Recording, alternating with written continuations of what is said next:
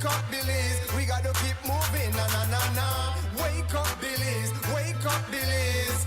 Everybody gotta put their time in. Wake up, Belize. Wake up, Belize. Voice our opinion and place your calling. Be yourself, see yourself. This is a show by people. Belize our hopes are to needless reason. Nobody feel left out. Is the vibe we dealing. Let's find a solution. Yeah, yeah, yeah. Love, respect, unselfishness and cooperation. That's how we need to build a strong nation. We are the people to make the changes. We are the changes. WB. And all the guys. And nothing make people get victimized. Let's work together for better. We got to unite. Belize, yeah. Wake up, Belize. Wake up, Belize. Another day is here. Wake up, Belize. Wake up, Belize. We gotta keep moving. Na na na na.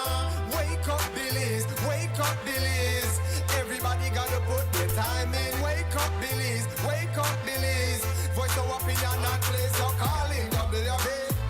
Get up, make every day count. Don't waste it, people. Do your part, play your role, get where you need to. Look and tune in for work or in your vehicle. If you got a problem, pick up the phone. Why wait? It's a time calling. It's a show with no matter even if you're at home. Just call in. WB. Wake up, Belize. Wake up, Belize. Another day is here. Wake up, Belize. Wake up, Belize. We gotta keep moving. Na na na na. Wake up, Belize. Wake up, Belize. Everybody gotta put their time in. Wake up, Belize. Wake up, Belize. Voice our opinion and place your calling. WB. Be yourself, see yourself. This is a show, my people. Belize our hopes are to needless reason. Nobody feel left out. Is the vibe we dealing. Let's find a solution. Yeah, yeah, yeah. Love, respect, unselfishness and cooperation. That's how we need to build a strong nation. We are the people to make the changes. We are the changes. WB. And all the things that must be happen under God blue skies. And nothing that people get victimized. Let's work together for better. We got to unite. Belize, yeah. Wake up, Belize. Wake up, Belize. Another day is here. Wake up, Belize. Wake up, Belize. We gotta keep moving. Na na na na. Wake up, Belize. Wake up, Belize. Everybody gotta put their time in. Wake up, Belize. Wake up, Belize. Voice our opinion and place your calling. WB.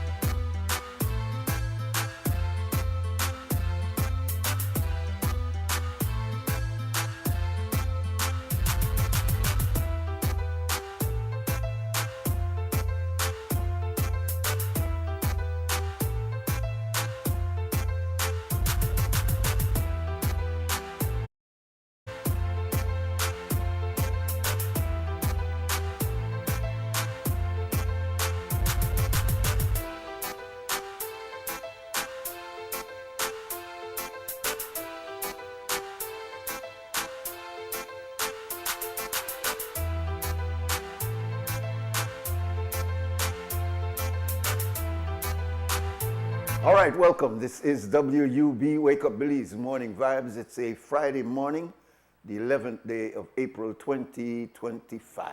And low water pressure this morning. I'm sure it's affecting you as it's affecting us. But we're here.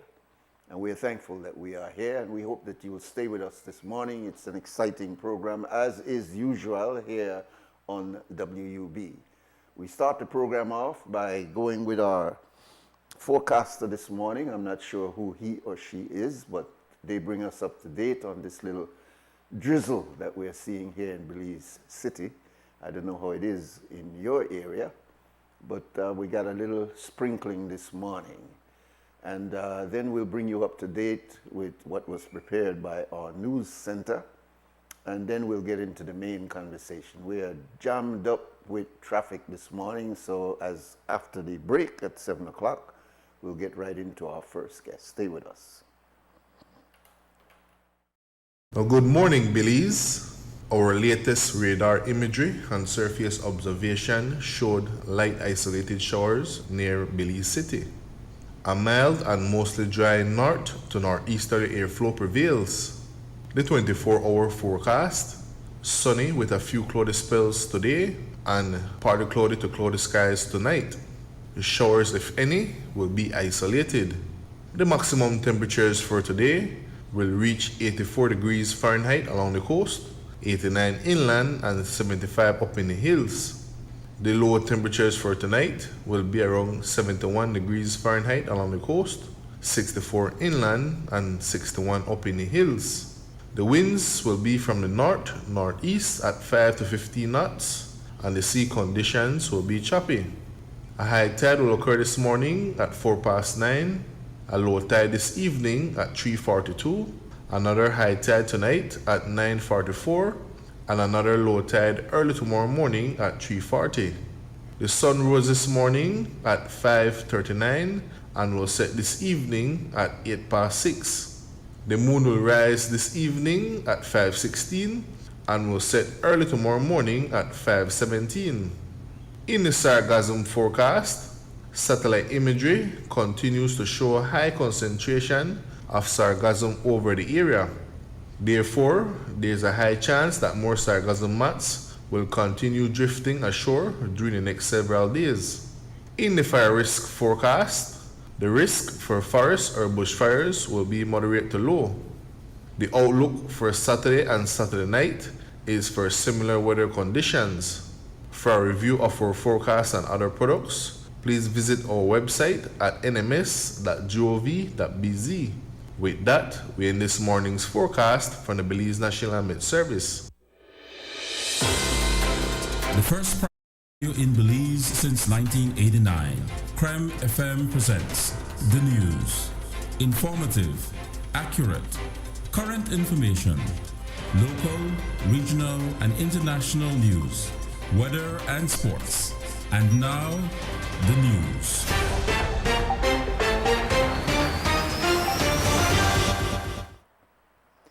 "15 horses were reported stolen on Wednesday from a farm north of Ladyville, Belize District, near mile 13 on the Philip Golson Highway.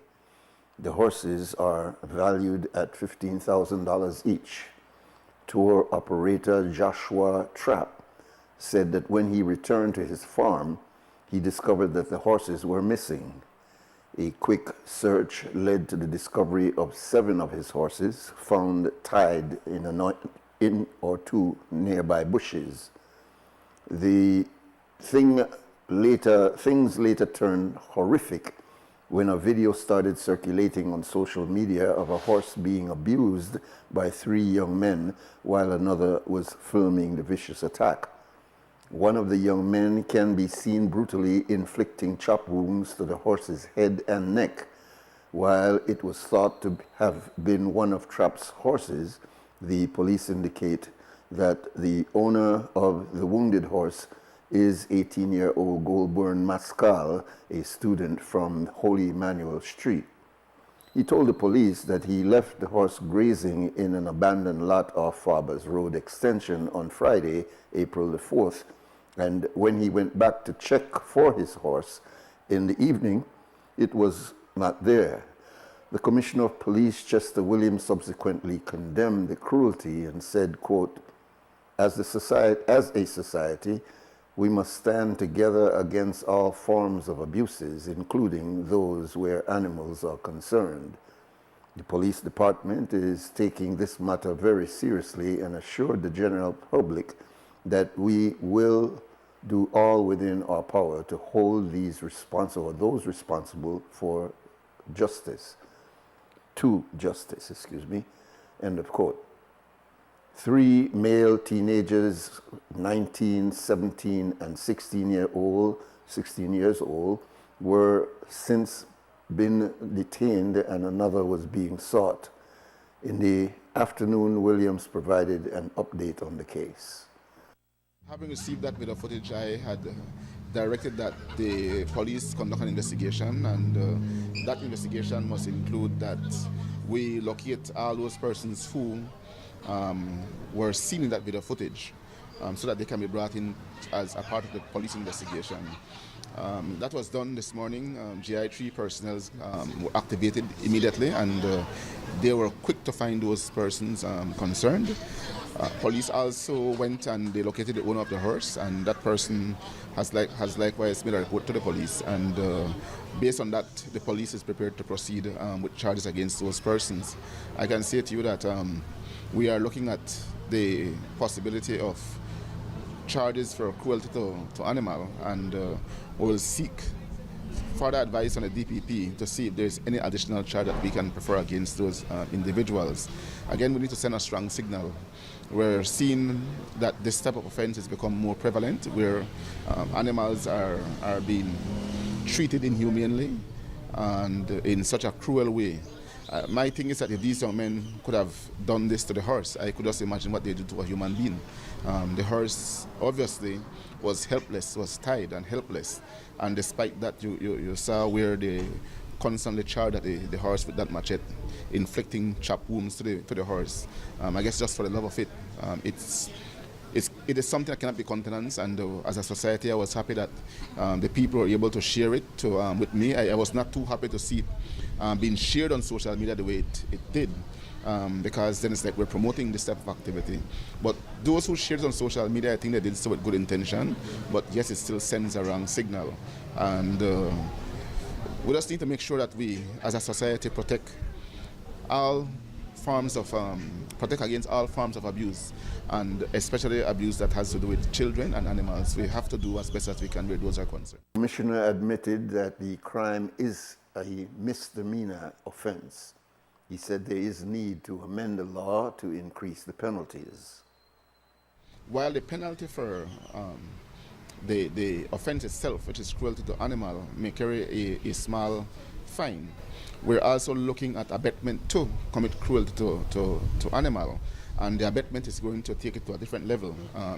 It's going to take the penalty more severe, and so we're hoping that we'll be able to go that route, and that way we send a stronger signal to those young men as well as to others who may have in mind to commit such acts. According to the Belize Criminal Code Revised Edition 2020, the penalty for cruelty to an animal is imprisonment for 6 months. The Cruelty to Animals Act, Chapter 115 of the Laws of Belize, only provides for a fine of $100. An attorney explained that the accused would be charged under whichever piece of legislation the charge is brought, when the charge is brought. In the evening, the commissioner shared that they would also be charged with theft of cattle, which carries a fine of not less than $3,000 and not more than $5,000. The injured horse was recovered from the dike area of Farbers Road Extension in Belize City and was attended to by Dr. Salostina Petch, the Deputy Technical Director of Animal Health at Baja. Dr. Petch said that he had not seen wounds as bad as these before. He condemned the act of the teenagers and said that he hopes the horse can make a full recovery. Baja is also testing if any of the maggots that were present on the injuries of the horse were of the New World screwworms. We received the notification this morning, so we immediately went to see the horse. And at the moment that I arrived, it was a horrific scene looking at those injuries. I was able to extract some of the worms that were there. As you may know, screwworm is a threat to the country currently that Baja is controlling. Therefore, the samples were collected and they're going to be sent into the lab to confirm if there is any screwworm or if the worms that were present were only the maggots. As you may know as well, Baja looks after animal welfare. So this is a case where this involves us, and I believe that they are not strong laws against animal cruelty here in Belize. Therefore, I do not condone this activity that these teenagers did. And as a veterinarian here in Belize for the past 12 years, I have not seen wounds like this before. This is something that requires a lot of care, and it will get some medications already for the pain and antibiotics. But hopefully the horse is able to make a full recovery. The incident has sparked public outrage as the young men in question have been accused for weeks of abusing horses that they had in their care in Belize City, with residents claiming that they are not given food or water and are left without shelter in the sun and are ridden without shoes. One horse was left for dead in a drain last week. Despite efforts from the community, it had passed away. Transport comprises the largest aspect of Minister Louis Zabani's portfolio. In an interview on Thursday about his new role, he shared that this main focus will be on enforcement and regulations, which he says his CEO will be able to assist greatly with. At the same time, he reminded us that in a previous life, he was greatly involved in the transport industry. National transportation in particular, bus transportation, we know that that has been something that has affected us for decades, where we've had poor quality service across the country, a number of issues, especially that related to the safety of commuters on buses because of things like racing or poor quality equipment. Then the service that you get at the terminals, you know, the whole experience is wanting of significant attention for the quality to be improved. So that is another area that we will be working on, and we're in conversation on ways that we can improve the system. I would hope that within the next month or so, we would come to an understanding at cabinet on how we will address this problem that has been going on. But at the end of the day, what we want is a modern national bus system that will serve our commuters, where we get rid of the racing on the roads, where we are able to improve the punctuality of service, where the quality of service at the terminals are improved, where we can find ways to reduce overall costs of operations of the buses. And of course, doing all of that in concert with the bus operators, who I have the privilege of knowing many of them from my past life working in the bus business myself. Zabani says that they will also focus on improving the legislative framework. Alluding to a stricter management in transportation, he shared that he has already met with some administrators to emphasize the need for greater efficiency and transparency. So I've already met with our senior management here with transport. We've met with the leaders from across the country. And I've made it very clear to them that we have a responsibility to all Belizeans to do our jobs properly, to do our jobs ethically, to ensure that that we recognize that what we have in our hands, if we're whatever resources we now have available, those are being paid for by taxpayers. The vehicles that we drive, that's not our vehicles, those are the vehicles of the Belizean people, and we must take care of all of our assets, and we must endeavor to do things the right way. I mentioned that things like buying driver's license and all of this nonsense has got to end.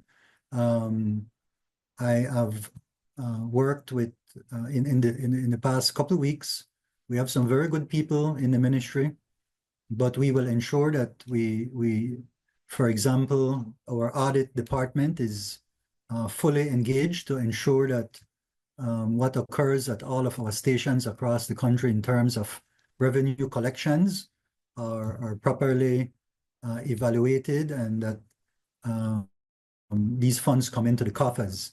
So things like that we've made clear already to all persons working within the ministry, and I have every expectation that they will fulfill their duties in an ethical way and that they'll be going out there to serve the public. So we're starting out from there and then going into the details of those laws that need to be revised, those that need to be enforced, making sure that we do what it is that we should be doing.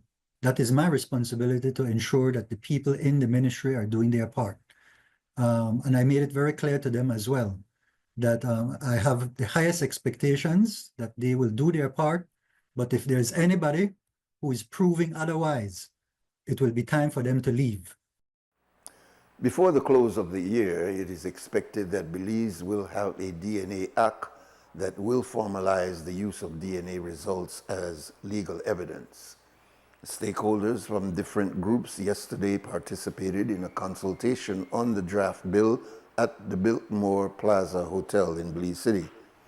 The work, supported with funding from the UNDP's PACE Justice Project, started in December, and a consultation began in January.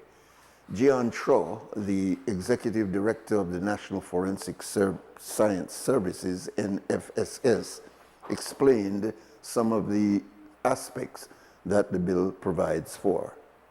It is to have a specific piece of legislation called a DNA Act, when it does get passed, that governs how we use DNA in the investigation and prosecution of criminal offenses. Currently, we use DNA, as you would know. We get convictions every year using DNA evidence, but it's accepted through more common law procedures, through the Evidence Act. There's no specific DNA bill or DNA Act yet in Belize's legislation. One of the main things that it seeks to do is to establish a national DNA database. Other countries have such a database. We don't have a DNA database yet for Belize. So to establish a DNA database for the investigation and prosecution of criminal offenses, we're dealing with people's human genetic data. There are several international norms and practices when you collect people's genetic data, when you store it, when you search it.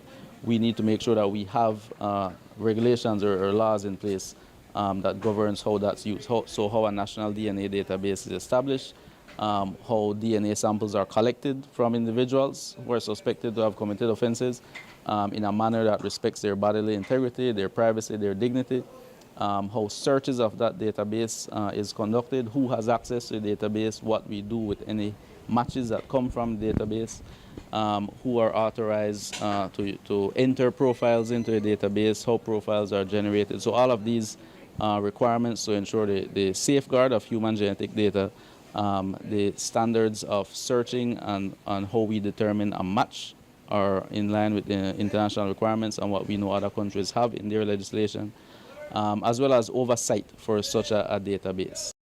The legislation also establishes that what must happen if someone does not wish to provide DNA samples for a case. Consent is not given by the individual, what would be the processes that the authorities follow, which would be to obtain a court order. Once certain thresholds are met, the investigator, a senior rank inspector and above, would have to issue or make the request to a magistrate to issue a court order to collect a DNA sample if the person does not give consent. So we're looking at consent first. And then we also have to look at minors, when minors are victims or when minors are suspects or when parents of minors might be involved. So we have to look at how court order is given in those individuals and in those instances. And the bill speaks to all of those different circumstances when a court order would be needed and for what would be considered reasonable cause to obtain a court order, what would be instances where reasonable force can be used to obtain the DNA sample. And in most instances, it would be a cheek swab that we're obtaining. With this law coming into force soon, do you expect that criminals would try to safeguard in how they commit crimes so that there's no DNA evidence left behind? All right, so criminals are always getting smarter and smarter, and that's why we need to continue to advance forensic science and the use of physical evidence in the investigation and prosecution of offenses. And we're doing that right now. We invest in rapid DNA, so we're already starting with the equipment and the validation to be able to collect profiles or DNA samples from individuals. So we're doing that right now. Parallel to that, we're making sure legislation is passed so that we can increase that effort to be able to be one step ahead of any person who is thinking to commit a crime or who have committed crimes, or serial offenders who may still be out there or be convicted in prison, who may have been linked to other crimes or incidents in the past, but we were not able to link them yet. And this is how databases are used in other countries, where you can actually find out that somebody who's convicted of one offense was actually linked to several other offenses in the past. Right? At this time, consent is one of the limiting factors to increase convictions, as people cannot currently be forced to give DNA samples. Cho also explained when a DNA sample can be obtained from an accused under the bill. The legislation speaks to the instances where an inspector of police or above a rank can apply to a magistrate to obtain a court order to obtain a DNA sample, a bodily sample from an individual.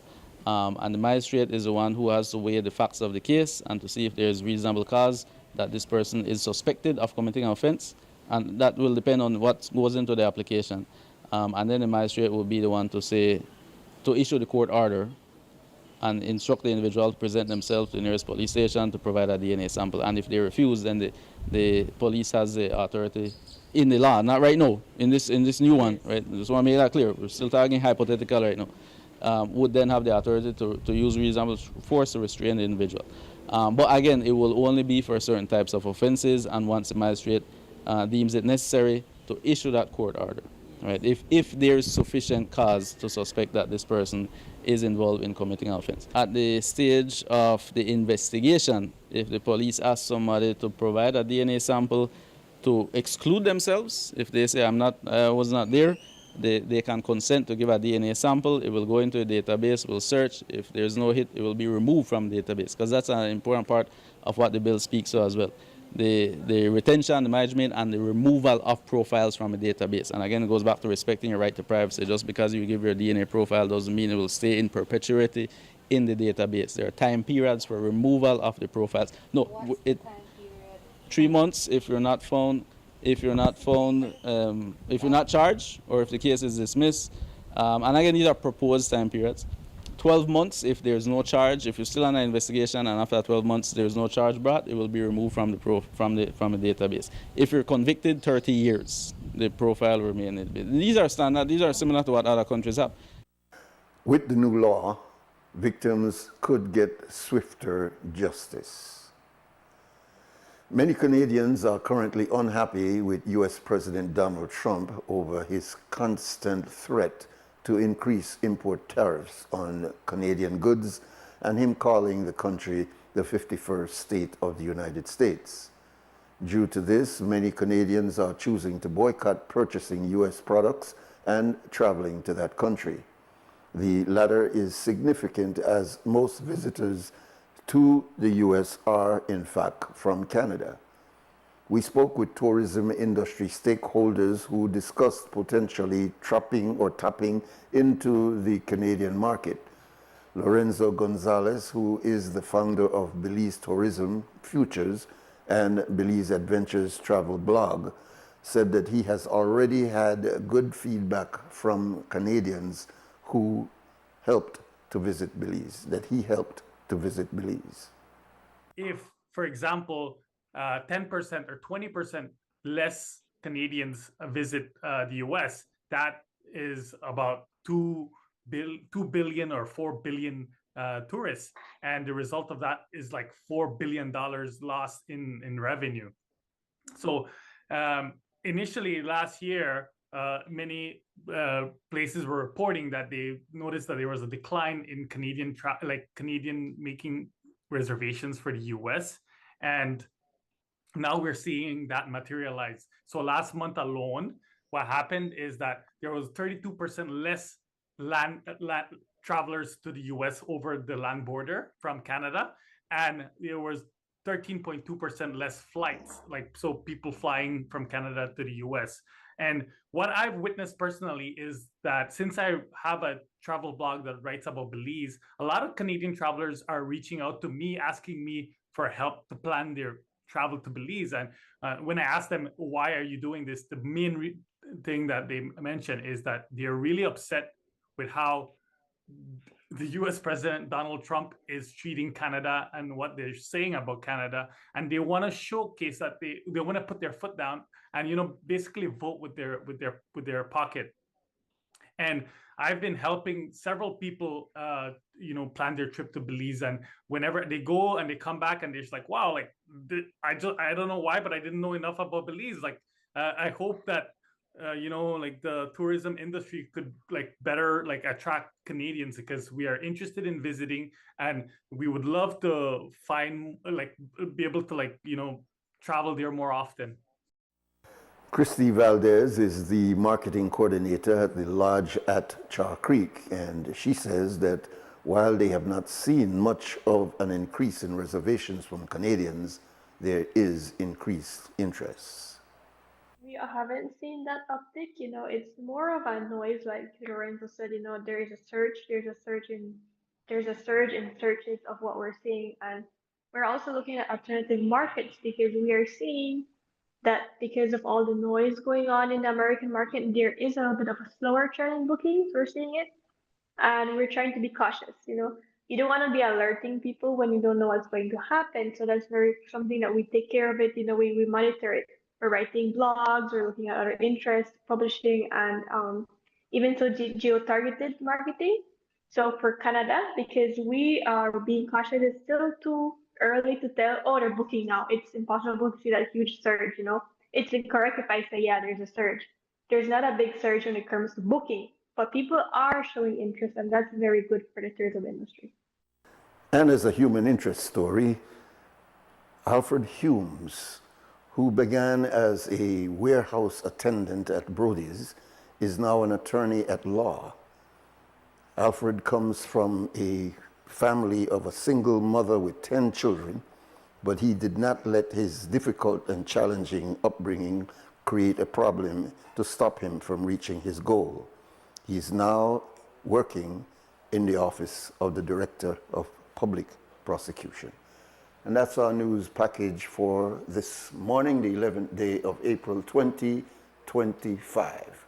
There's more news coming up in the program, after the program that follows us. That is the morning stew that comes at 12 o'clock, and one at 3 o'clock, and a full news broadcast at 5:15, all this on CREM Radio. On XTV, we bring you the entire news broadcast for today at 6 o'clock this evening. It's now 5 minutes after 7 o'clock. As we said, we have our guests lined up.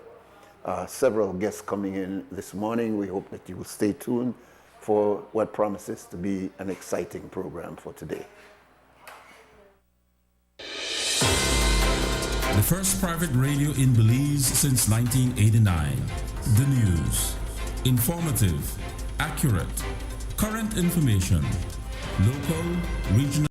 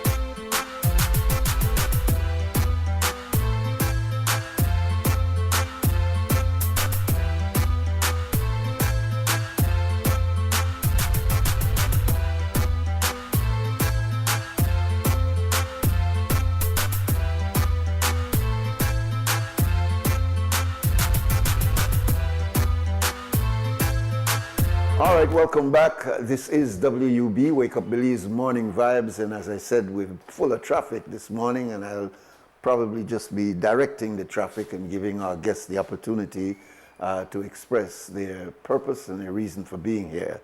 As you know, the annual cross-country, the big one, is coming up next week. And so we have from the Federation again, its treasurer, Mr. Eduardo Villanueva. He was here with us last week. And we have a Belizean who is Francine Gigley, originally from Switzerland. She rides with the female rider, and I welcome you both. Eduardo, give us an update on what you didn't tell us last week. Okay. Good morning, viewers.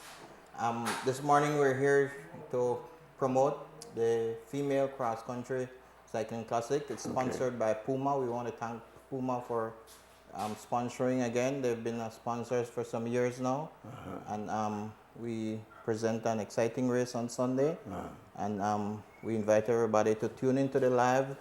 Come out to the roadside, cheer on the girls, and it will be a good race. This morning with me, I have Miss Francine Gigley. She rides out of the Lovell cycling team, and she's one of the names you will be hearing a lot about on the airwaves on Sunday. But you get to meet her here in person or see her, and we get to hear a bit from her as well. Very good. So welcome, Francine. Good morning. Good morning. Good morning. And well, he says like he spotlighted you just now, so we'll be hearing a lot from you. So we're glad that you're here. You are riding with the Lovell team. Yes, Give us a little bit of your background. You've been here a number of years and you've been riding. When did you start to ride, actually? I started to ride last year in March. It was just basic.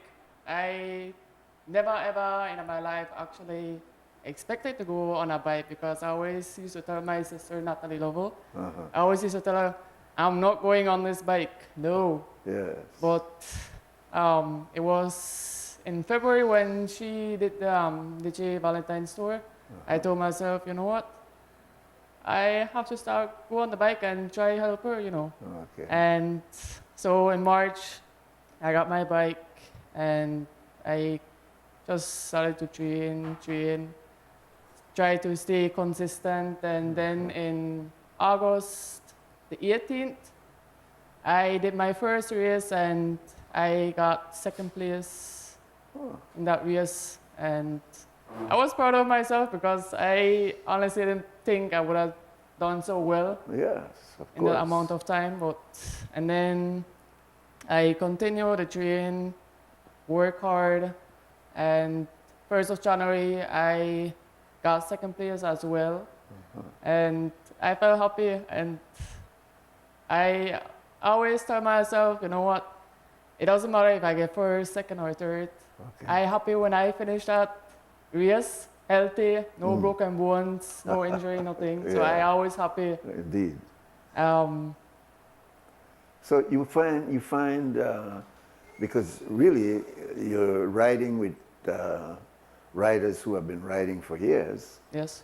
And you sound like you've been just getting on the bike since last year. Last year, yes. So what motivated you besides Miss Lovell? What made you feel like you need to jump on a bike and prove yourself? Good question. I mean, at first, I was like, when I rode the bike, I always tell myself, why did I do this? Like, why did I do this to my body?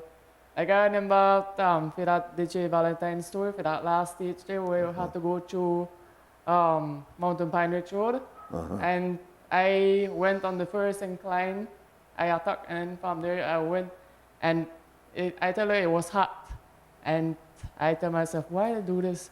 But then, you know, when you finish, when you cross that line there, you feel all excited and you feel happy. Like, it just gives you joy because you achieve something, and just I think that make I continue to ride bike.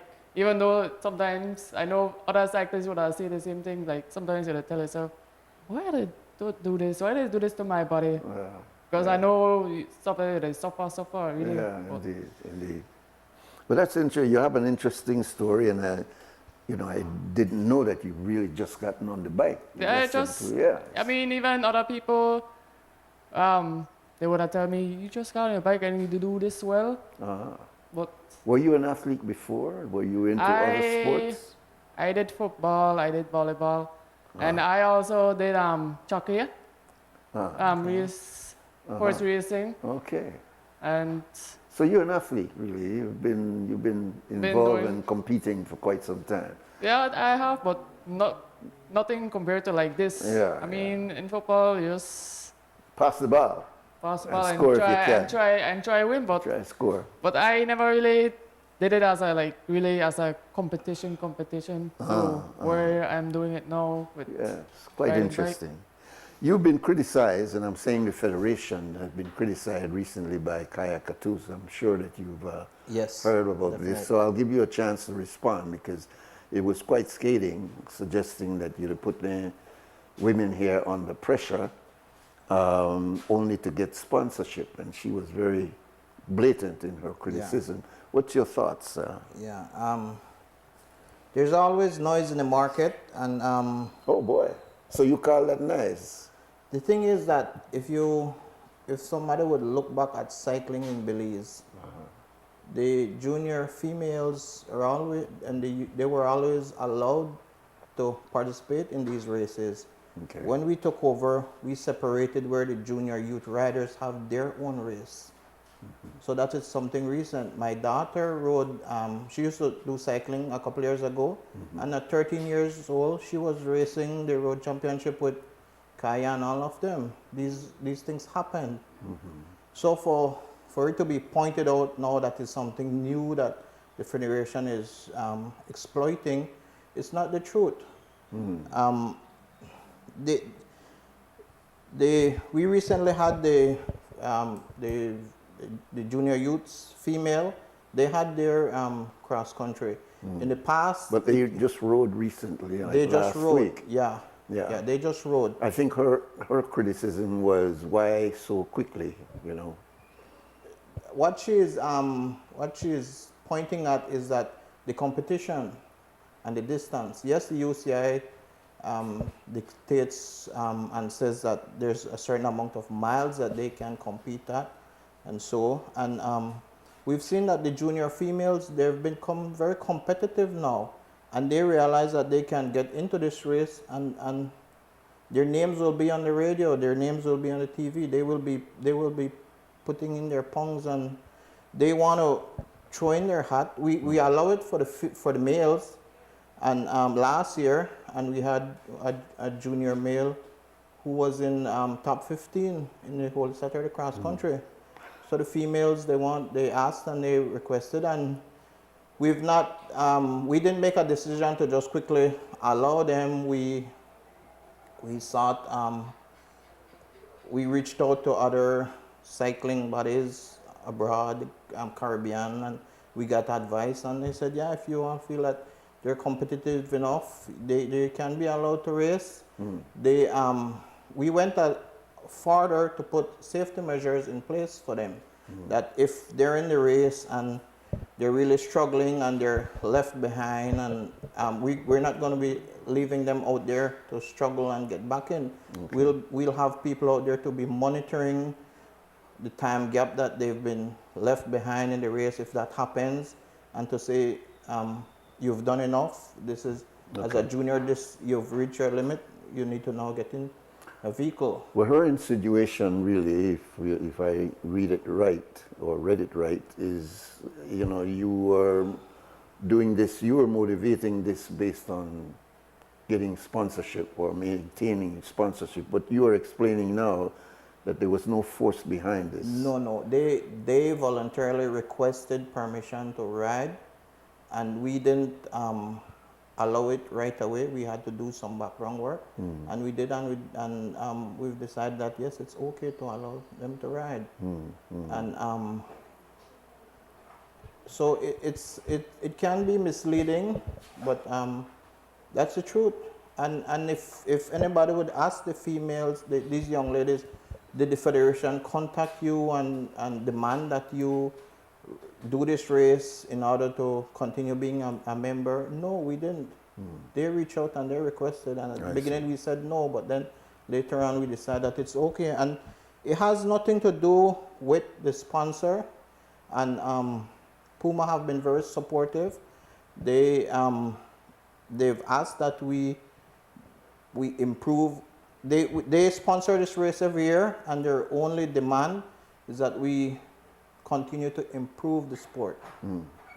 Improve to show that we're improving the sport, that it's going somewhere. Because like anybody who are putting their money into something, you want to see that it's of good benefit. So the health issue, because again the insinuation was then just ride. So are you putting them under too much pressure? What's your feeling? No, they won't be under too many pressure. You don't think so? No. All right, okay. And this is, like I said, it's not the first year, and the level that these young ladies are now riding are much higher than they were riding. The young ladies were riding back a couple of years ago, and they were allowed to compete in the races when we had a lot of foreigners in it. This year, we only have one foreign competition. So the ladies that they will be racing against this Sunday, they've raced with them numerous races throughout this year, and last year. So it's nothing new to them. Francine, you lived at Belize now, so you're no longer considered a foreigner.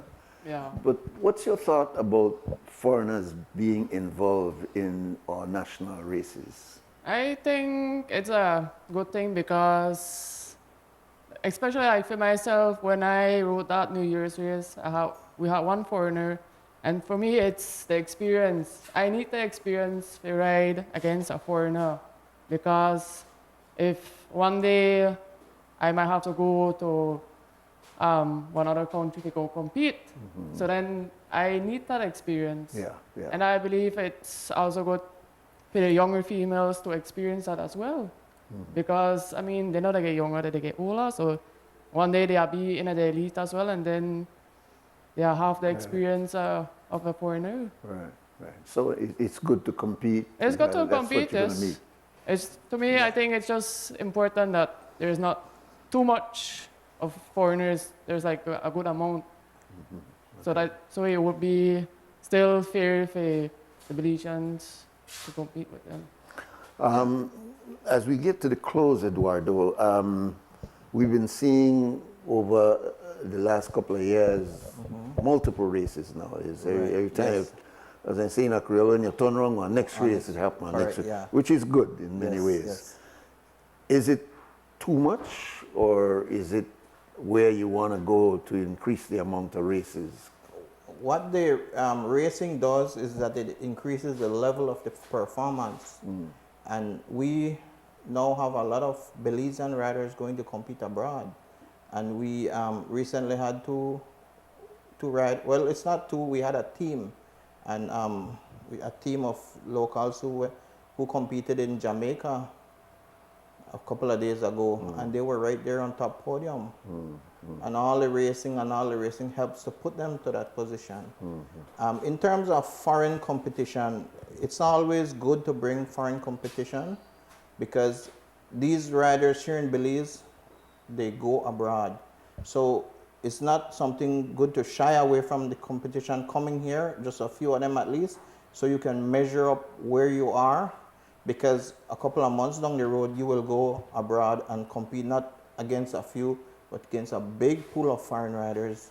So you can't be sheltering the riders and have them competing against just themselves and then send them to compete abroad against 100 riders. Yeah. One of the criticism, and I'm sure it's been addressed by the Federation, is that many of our riders are really working a day job, and they have limited time to practice and nutrify themselves, etc. Whereas foreign riders tend to have a sponsorship to race more. And so when we compete against a person who has been racing more, practicing more, nutrition is way up there, and bike is much more sophisticated. Is it a fair competition? It is not a fair competition, but it also shows the level of talent we have in Belize. Because even under those conditions, our guys still perform very well when sent abroad or when the foreigners come for the whole sector, the cross country. We would wish to one day have a national team whereby the riders can have that as their job and and train and compete and have all the different amenities that the pro teams they have, but it takes a lot of money.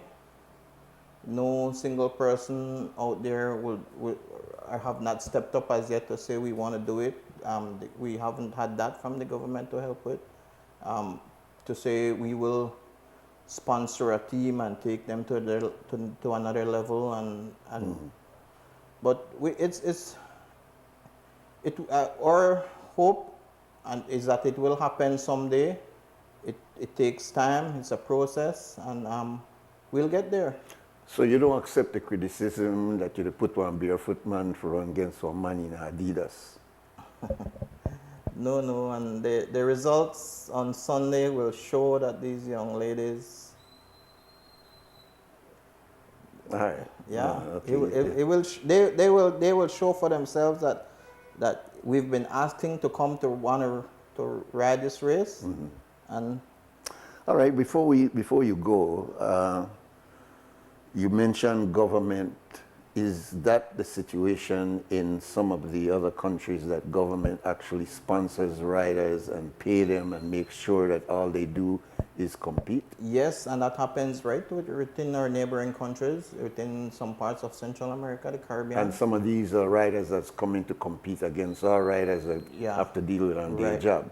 Correct. So have you made an appeal to government? For example, you have a new Minister of Sport. Yeah. Have you made or plan to make an appeal that they consider at least finding some of the elite riders that would be paid full-time to just train? Yeah, well, yes, we do have a new Minister of Sports, and we're happy for that. We look forward to working with the Minister of Sports and the government of Belize, and that is something that we are venturing into. This year, we're hosting an international competition later in October, and they will be assisting with us as well. And we look forward to the mutual working agreement with them, and we expect good things to happen. Let's hope so. Let's hope. Yes. Francine will give you the last word. What is interesting is that I've seen many people not born in Belize, but when they come to Belize, they hold on to their accent, and you could tell this is British. But you seem to have been adopting the Creole as your lingua.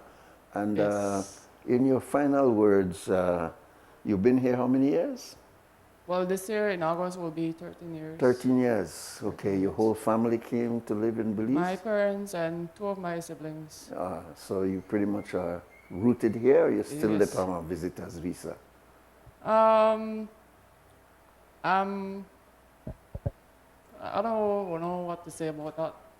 I don't really want to talk about that much. Okay. But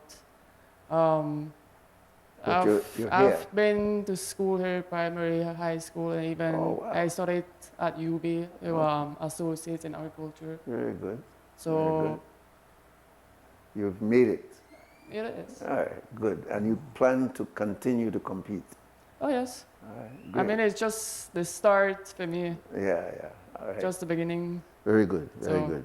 Well, you're welcome, and we are very absorbent people. So and you're putting in the work. Yes. In a sport that is very individual. Yes. So it's not like you and a team of people. It's you really putting your work out there.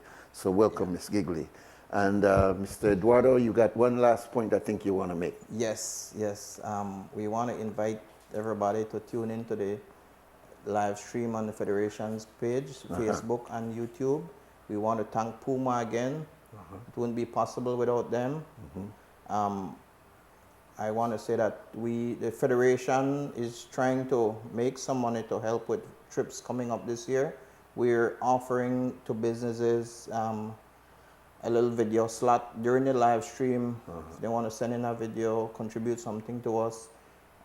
It's just ways how the federation is trying to make some money, because cycling is a very expensive sport, and there's not much ways to make income from it. So that option is there if you're a business and you want to run an ad during a live stream of the whole Saturday cross country or this female cross country. It's an opportunity to get your product or your brand out there. Last year for the whole Saturday cross country, we had 334,000 views of that live coverage. Wow. So, Yeah, that's a lot. yeah. Well, we expect that we'll see you again before cross country, so you're becoming a feature on TV, Eduardo. All right, thank you very much. Of course, we ask for the full support. Be out there routing for the female cyclists this Sunday. Thank you very much, Francine, and thank you very much, Eduardo. Thank you, Ms. Francine. We'll go now to 2 Cents Scam with Brick City, and that is sponsored by Fort Point Security. And we have our next guest right after that.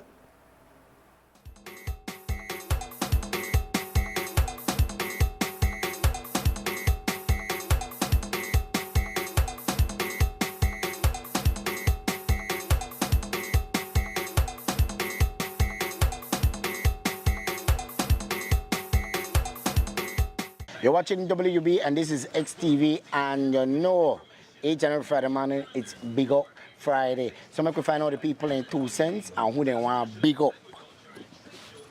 Oh yeah, Big Up Friday, see, we are Big Up Millie by Brick City, we are really old school here, Big Up yourself OG, that's a pass shoe and us here, Big Up on yourself and take care of yourself and do the right thing.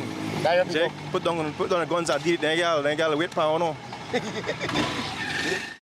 Big up the whole of Khaled, big up everybody. Cash money, respect, out. Oh, yeah, well, big up the barber shop, Blue Check barber shop, right from the boulevard. I don't see the barber shop. I don't see a barber shop. I work there. Okay. I'm a full two man, right from the boulevard, right close to Lucky Star. All right, that way I big up. Yeah, big up Blue Check. Big up Motor and big up the whole sweet paint crowd from Griga. All right, that you big up. Yep.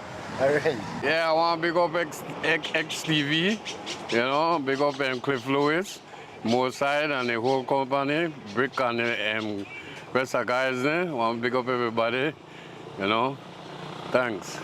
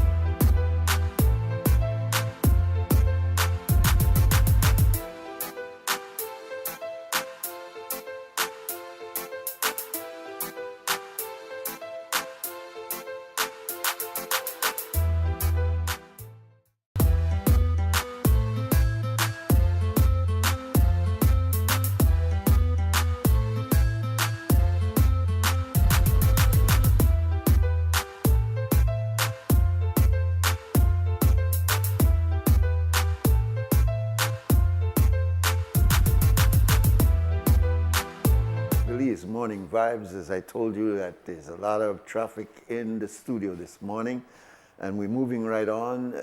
He is a guest that has been here many, many times. He's no stranger to Belizean, especially movement-oriented people. He's Brother Emerson Gill, and when you hear Emerson Gill, you think of UNIA. And if you're not familiar with the UNIA, you need to pick up a history book and learn about the influence of the UNIA, even on the birth of our political consciousness in Belize, which started way, way, way back with people like Antonio Sobranes. You may not know that he was in the UNIA. You don't remember Miss C, Miss Vivian C. You don't remember Right, Edson, you know, Thomas. You don't remember those individuals. Birth of our national movement in Belize. So what is going on with the UNI today? And we have its president. You have to tell, that's a long title. Welcome, first of all. Thank you, thank you. What's your title today? My title today is the Third Assistant President General of the UNIA, Okay. the international body. Okay. I am sitting in caucus with the High Executive Council for the UNIA. Okay. And in fact, I have to say that the Second Assistant President General in the name of John Jackson has been sitting in council with the UN and the African Union for the past 28 years, developing some of these concepts that we are seeing right now in terms of the African descendant decades. It's cabled by him. The Permanent Forum. This is the second decade. The second is Right. coming on now. Yeah. And the fact that the UNIA has not been seen as this fortified entity because of its fractures. But in fact, the UNIA in the background is pretty busy. Okay. Because no later than 12 days ago, we were not meeting as the UNIA, but we were meeting as people representing Marcus Garvey's whirlwind, so to speak. Okay. So it's a broader vision. It's a broader vision. Yeah. And many people may not want to even be called a UNIA member, but we're going to call people to come to the task because the UNIA is vitally important to the global spirit for liberation at this very moment. If I were to speak about what that whirlwind looks like and what Garveyism looks like in terms of the Declaration of Rights of the Negro people of the world, I would say, look to Burkina Faso right now. Very much a good example. Because Burkina Faso is demonstrating in real time that whirlwind that Garvey spoke about. It's feeding its people, it's educating its people, it's bringing its history and memory back to the forefront. Thomas Sankara and those that went before him. Indeed. A Muslim leader, by the way. Yes. We can't forget those things. Yes, indeed. And the fact that this brother in the spirit of Sankara is delivering Garvey for the public to see in terms of Garvey's whirlwind. So what is, because you keep saying the whirlwind, and many people might associate the whirlwind with the biblical concept of the whirlwind, but Marcus Garvey's statement in regards to the whirlwind, say the statement and put it in context of really what he's saying will eventually come to fore, which is the whirlwind. Marcus Garvey's whirlwind in terms of his presenting it to the world, even as he was being destroyed by COINTELPRO and the FBI and all of these different systems that is set to remove anything that looks like a Moses for black people, is referring to this spirit of freedom, this spirit of culture, identity, and the spirit of one God, one aim, and one destiny for all is something that needs to be amplified. And the best amplification, as I just referred, is Burkina Faso at this very moment. And the new female leader of the Congo. And the next leader that flipped was 72 hours ago that brought this headline news that, in fact, colonialism in his country needs to be gone.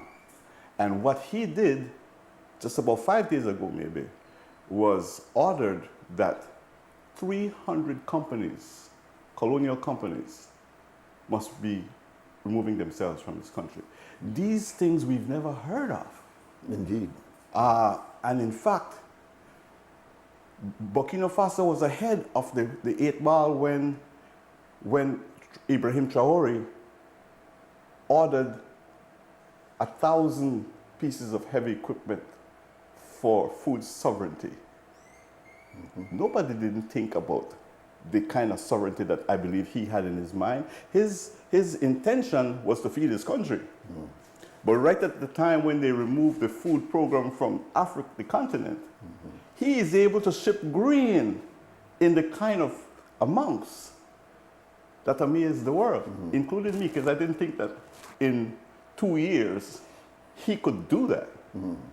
But when you take your prison and dump it on the street and say, you all are no longer prisoners, you are agricultural scientists. I'll put you on this piece of land and I will give you the seedlings and I will prepare the field and you will care for it and produce and be paid. Yeah. So he's changing the concept. He's changing the concept. Punishment, isn't yes. It? Instead of locking a man up, you could work out your sentence in putting back into the community. Yes, sir. We've said a long time ago that there at Colby, there's and was a robust agricultural program, as you know. Yes. To teach inmates, this is how you plant, this is how you, animal husbandry, this is how you. Yes. But unfortunately, there's no transfer of that knowledge and information back into the society, maybe on an individual basis.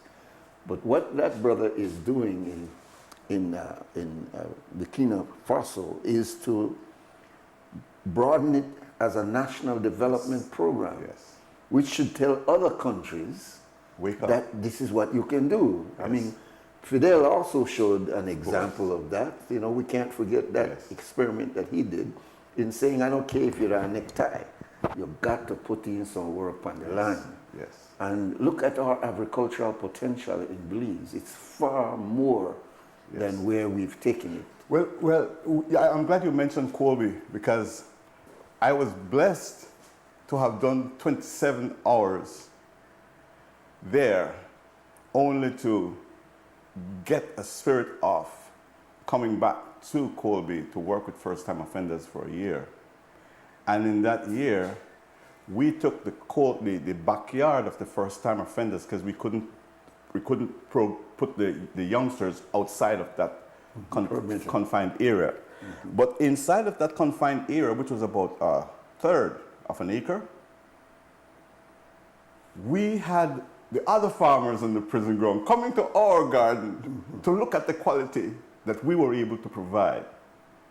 And what was truly amazing is when the day that we started, it was a piece of clay dirt.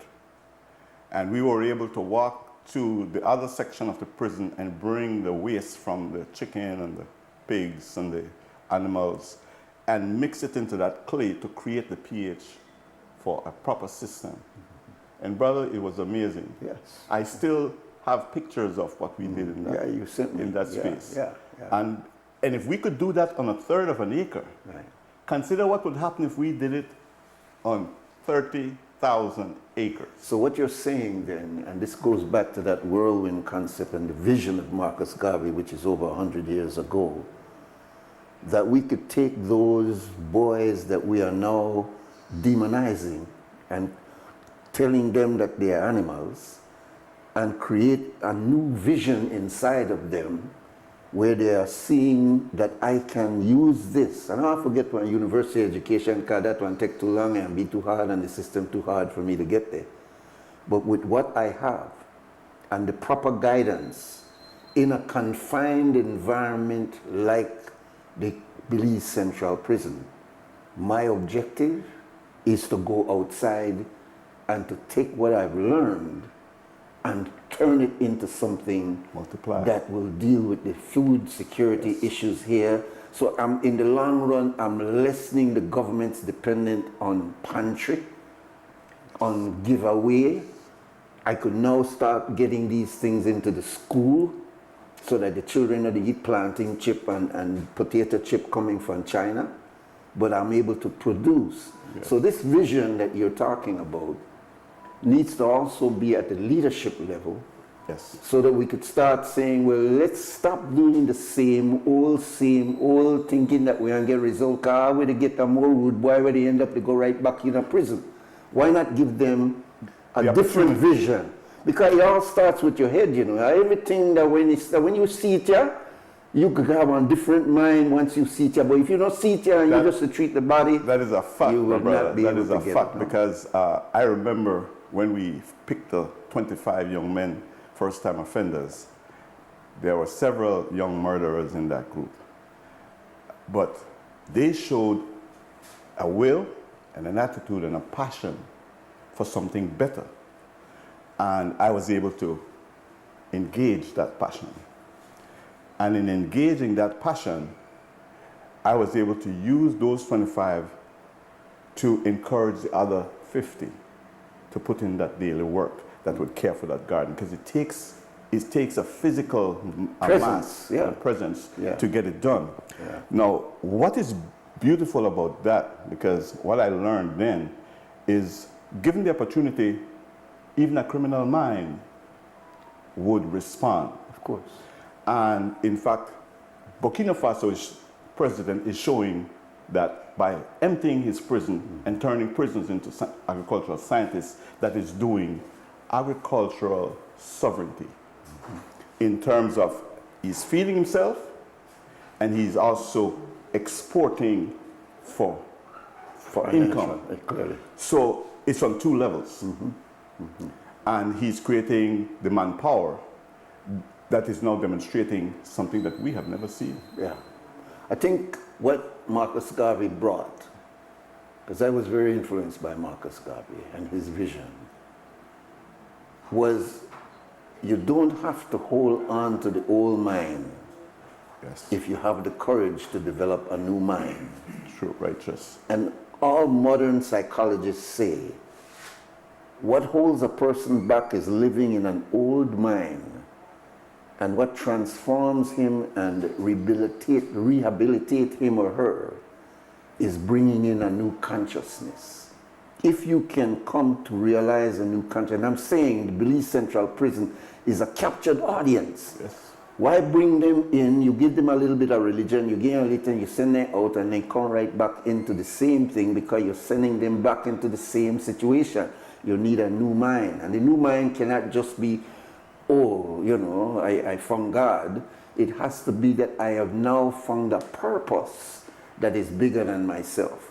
The United Nations has done something that is also different. When it did the first decade, and then it condemned the members of its organization for not applying themselves to the first decade. And the decade was supposed to have been its membership developing the political will to come back home to their own nationalities and developing the conversation for human development, for a view that in fact poverty is not the lack of money. Poverty is the lack of a conscience. Poverty is the lack of a passion. Poverty is the lack of your memory of what went before. And so when we begin to apply that inside of the decades, now the second decade, and also utilizing the permanent forum where countries like Belize can send its grassroots leaders to represent what it is they are doing to improve their lives. Because that's what the United Nations wants right now. They are no longer accepting the NGO status quo to bring their data, because their data have not proven worthy. So they're saying we want to hear it directly from the people. We want roots. We want the roots people to come in yeah. and bring the... So that is what the Permanent Forum is set up for. Yes, yes. So we in Belize now have to put ourselves in the breach, and that is why we're having the membership drive this weekend, because we're going to begin the work that we're supposed to be a part of this Saturday. Now, get into the details of that because of our shortness of time. What will happen on Saturday, and what are you saying to people to come to support that? There's several things happening Saturday. Two things, primary. The 17 or so Black Cross nurses that go out daily to aid people in-house that needs care is beyond the physical bodies that we have. So we have to elevate that number to try to meet the needs that exist. So you want more nurses that identify with Black Cross nurses? Right. We want to caregivers. Caregivers for the Black Cross nurses to sign on. They will be trained. We're organizing a program. We've also asked the University of Belize to step into the breach in terms of training of nurses. And the other part is to revitalize the UNIA's membership nationally. Okay. I have to tell you, we already have a UNIA chapter in Corozal. Oh, good. And they will be in Belize City this weekend with us. We have a young brother that says he's developing a UNIA chapter in Dangriga. He will be here with us because he calls me and asks me, "What Marcus Gavin me do?" And I have to tell him, so I've just sent him a couple of books now. Take your time, read, and then based on what you read. People are searching. They're searching. People are searching, and they're going to these, and I'm telling you, I might criticize social media, but social media is a revolution in people's thinking because it exposes. We have never known about Burkina Faso if you never have access to people telling you about Burkina Faso. So this is an educational tool if we know how to use it. For the radio people, I'm holding up the phone, these smartphone. But in your closing comment, Emerson, you've been in the field and in the trenches for a very long time. And in many ways, there's an indictment on us, and I include myself, that we should not be seeing as much failure as we are seeing among those who were, for want of a better word, our constituency. As a matter of fact, there are those outside of our constituency saying, "Chairman, we to try to say the whole thing when they work, we're not part of the failure of why we got so much black boy, they go to jail, why there's a looming SOE. So no talk, because we don't got nothing to be really proud of. And let us be real, because there is a mathematical issue here. There is 1, 2, 3, 4, 5, and we can't jump as though we are such great producers when we got one failing generation. So, having taken responsibility, they say that to do the same thing over and over and over and assume that you're going to get a new result is not wise. You need to look at yourself and say, what am I not doing? So, having had that kind of plot or premise of what I'm saying to you, in your last statement, give us hope that we can still utilize those core values with new strategies. Because I think going into the prison and saying to the prison and saying to the Ministry of Home Affairs, guess what? Give me a chance to try some new strategies in a captured environment like the prison. We know you got the prison programs, etc. But let us go in the prison and prove to you. Give me 6 months. Say to Prime Minister Briceño, give me at least 6 months. And we will prove to you that we are able to turn out, you said 25? We're able to turn out 100 of those 1,000 people that you have in there that are productive people, and we want you to clock it, we want you to look on it, because nowadays the UN is saying all the Harvard and the MITs and all the Stanfords and so are not successful because the world is in trouble. Maybe we start to look at the stone that the builders rejected, which are those downtrodden persons who are really downtrodden because of the way they think. But if we could turn around those downtrodden people, give them new vision, and give them opportunities, maybe we can start seeing a reduction of some of the problems that we're seeing, especially with this disenfranchised group of youth. Brother Nuri, that is such a wise suggestion, and I have to tell you that we did it in 2015. I cleared 11.5 acres of land. I opened a water hole 50 feet wide, 10 feet deep, and 360 feet long, so that whether drought came, we would have water for an agricultural program. And we began an experiment with melons and vegetables at mile 14. And I have to tell you, the experiment was so successful that the agricultural department came to our location and brought people to be trained there. Subsequently,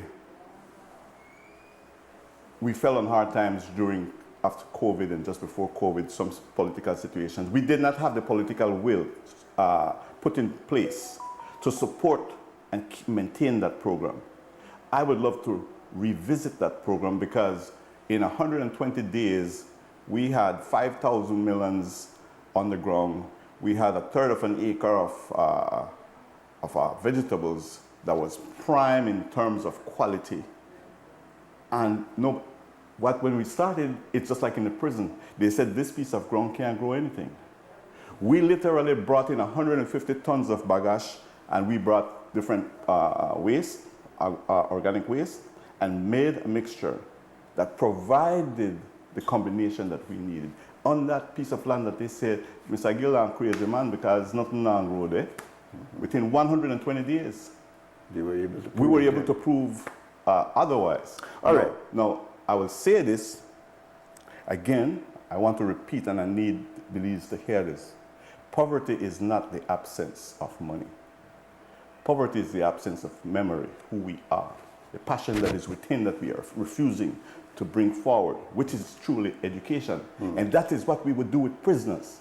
We would allow them to educate us that, in fact, a human being is not poor and is worthy. Good words. Give us time and etc. for your, because I know you have a visitor also coming in from the States. Make that your final words, please. This Saturday at from 2 to 4 o'clock, we'll be at 41 Central American Boulevard, right next to Gadgets on, right off Vernon Street. We will be set up there to recruit people who have the passion to nurse elders and help in providing services and care for people in need. We will also be accepting registrations for people who want to become a member of the new drive for the UNIA in Belize. We are also looking forward to have people with skills, carpentry, masons, to come and log with us, because at some point we're going to the Liberty Hall to begin that process almost immediately. Long overdue. All right. Thank you very much, Emerson. Can't put one man like this into a half-hour conversation. There's just so much to unfold and to unearth, but you know, we need to do it when we have the opportunity. Thank you very much for your being here, and we ask you to support. It'll be this Saturday. You know where the Gadget there by Central American Boulevard and Vernon Street, right next door to that. We'll take our next break and come back. Our next guest is already here. 20 years.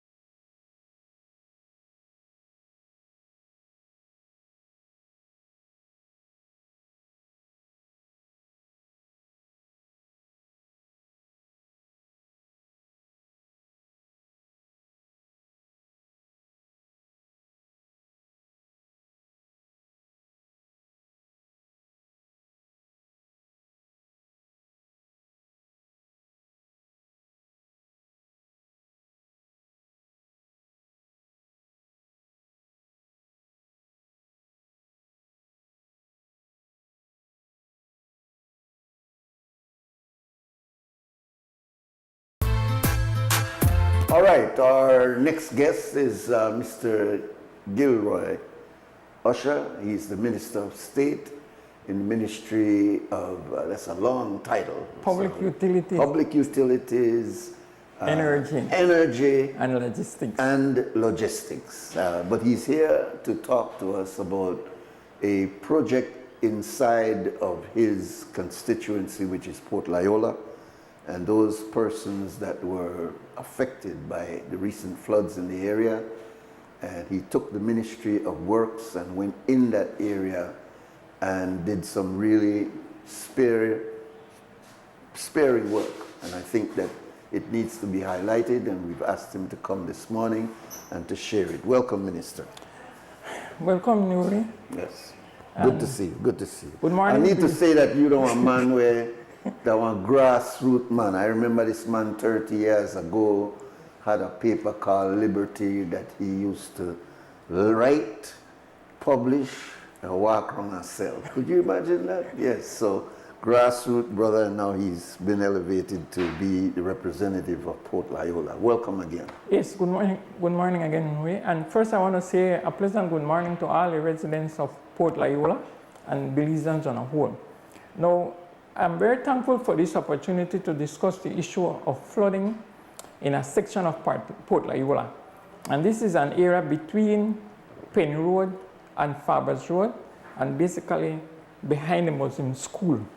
That area there that goes out to the police substation, that's the area where we have the flooding problem. And in order to set the background for it, first I would like to state that that area that I spoke about has always had an issue with flooding. Climate change that has just aggravated the situation. What happened is that over the years, over 20 to 30 families were squatting in the area with no kind of documentation or like that. So I, being the area representative and recognizing the importance of land is like cash in the bank. I took the necessary steps to get the whole area surveyed and enable the residents in that area, along with about 50 other persons, to become first-time landowners. So that's the first thing that I did. Empower the people who were squatting, as well as, in addition to about 50 others, to become first-time landowners in that very area there. That's the first thing. Then the next thing that I did is, because once you have the land, then you need access to the land. That's a major thing across Belize. You get land, but no road to the land. So what I did was that I pushed through two roads. I pushed through two roads in the area that enable people to access their land. And as a result of that now, more people in the area, when there's a flooding now, then it affects more people now, because in addition to the original squatters, persons who have become first-time landowners, they are taking the opportunity to fill up their land, to build their homes, to get on with their lives. And so that the effect of that is that more persons in the area are affected by the flooding. So presently, in the rainy season, over 50 persons are affected, in the sense that over a foot of water is in their homes. Their yards are covered with unsanitary water for almost 2.5 months. Children cannot get to school. You have a number of persons who have business in the area. Their customers cannot reach their location for them to do their business. People get to work late. And they also incur additional expenses, in the sense that with the flood water in the air for so long, some of the children get ill. Then the parents have to buy cleaning supplies. They go and get construction material to do like quick repair work on their homes, and so it's a costly venture. And in addition to that, the benefits of giving them the land and building the roads is that now they are able, the utility companies like BL and BWS, it is easier for them to access the area now, because then we have built two roads there. So there was once a time when you're building an area and you apply for water, they say, well, not this government, no, but in the past they say, you can't get in. If you really want water, electricity, you need to come up with like $3,000 or $4,000 for pay for, in the case of BL, for pay for the lamppost and wire, or in the case of BWS to pay for water pipes for the main to reach your area. So by putting in the infrastructure there, all of those things, it is much easier now for the residents of the area to have the basic facilities to get on with their lives. So putting those infrastructure, you're saying put in infrastructure? No. We built the road. Okay. I built the 2 roads. All right. Right? So I'm saying that... So you never get no other government agency to participate? No, but you. as a result, right now, as a result of we building the road, people are building their homes in the area.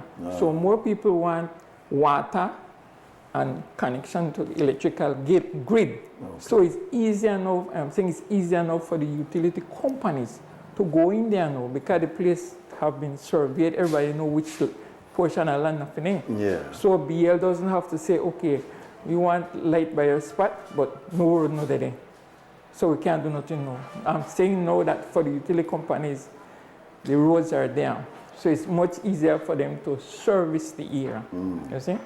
All right, and I also want to give credit to MIDH too, in a sense that that area that I'm talking about, the flooded area, we had given 3 single mothers their lands for starter lands, and then they applied for starter homes, and they were approved.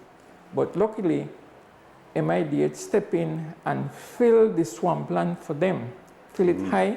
And so if you visit the area now, you'll see you have 3 beautiful starter homes right near this area where the flooding is. But anyway, in the season, their properties are not flooded as such because MIDH fill it high. But the surrounding properties are affected by the flooding. And so that is what we need to get done. All right, now in terms of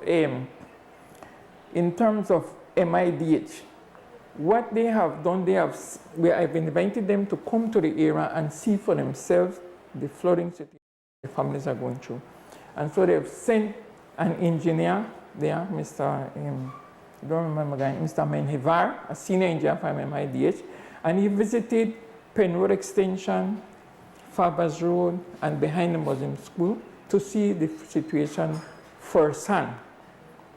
And then he went back and he report back to Mr. Evandale Moody, the chief engineer, and they are going to, well, the ministry has committed to devising a plan to deal with the flooding situation in the area. All right? Very good. Now, we have not just, and the residents have not just sat down and said, well, the government we can do everything for it. No.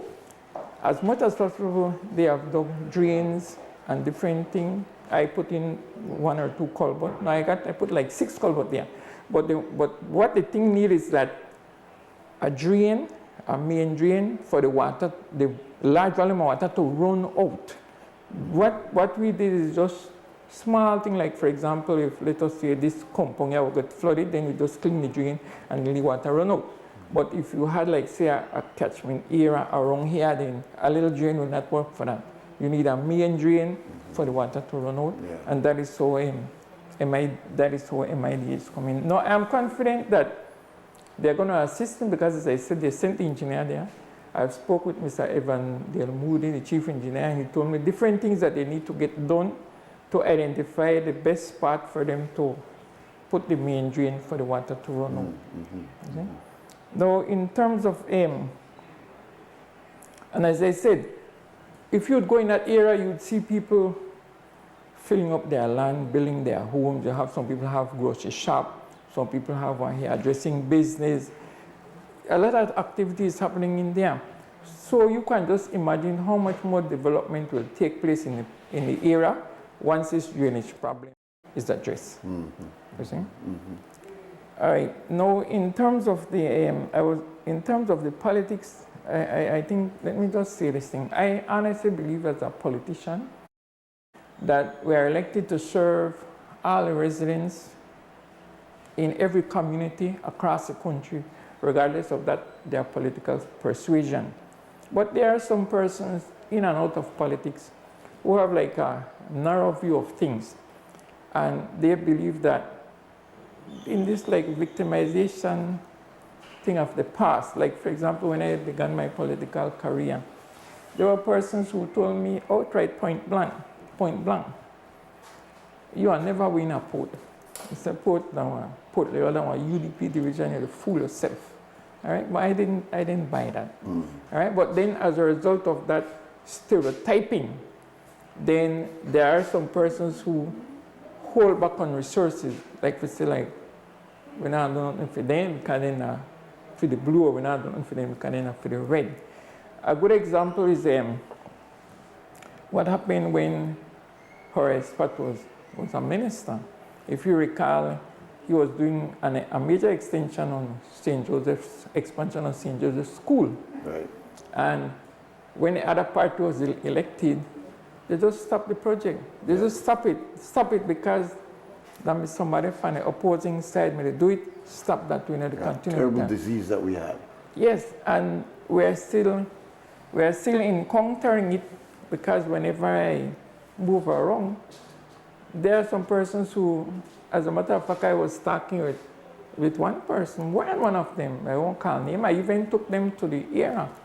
And the general their consensus was that, yes, these people have it difficult with the flooding and stuff, but man, it's not a UDP era, UDP era. So like basically say, like, why use your available resources to help an era from the opposite side?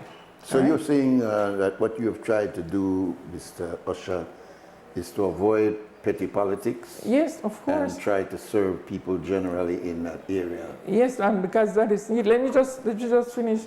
Right. I just want to say that, like, say how the labeling is wrong then, right? It's wrong because over time people change. We just saw the big change that happened in the college division. People shift from red to blue. Yeah. Right?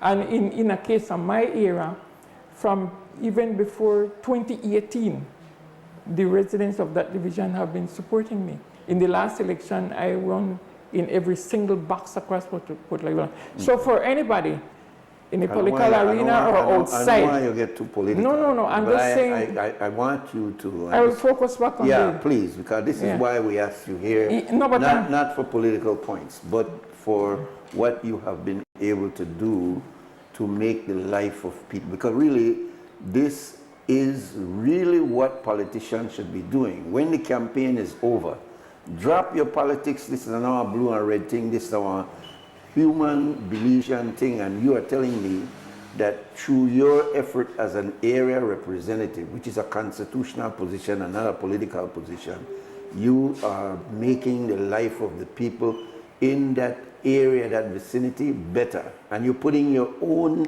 community vote and other things, they don't spend and spurge, but to try to make the As a matter of fact, while some families have dealt with their filling themselves, I have assisted a number of families in that era. And you never ask them if you vote for me or nothing like that. You just try to help them, which is good. So I think in your closing, can you tell us how many people have actually been?